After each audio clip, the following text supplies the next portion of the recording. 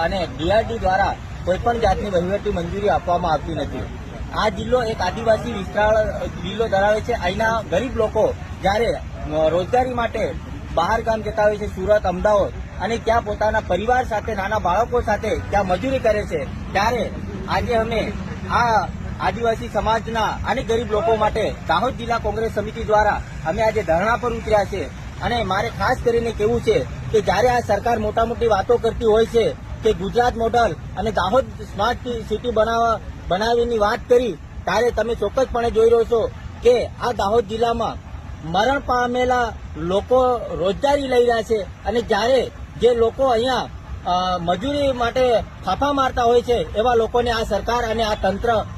મજૂરી આપતી નથી। બીજી વાત કરીએ કે દાહોદ જિલ્લા દ્વારા જ્યારે હમણાં મનરેગાના જે સામૂહિક કુવા 2000થી વધુ આપવામાં આવ્યા છે, ત્યારે